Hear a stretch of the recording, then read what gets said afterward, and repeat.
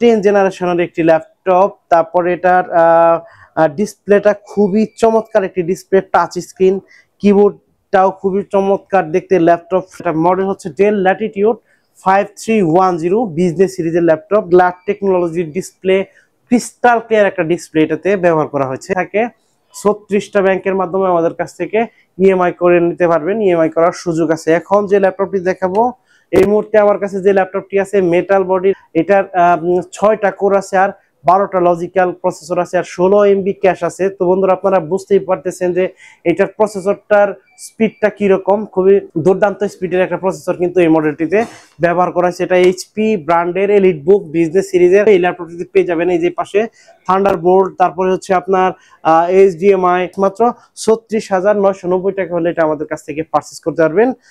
Lenovo T14 Gen 2 Core i5 এর 11 generation 16 GB RAM আর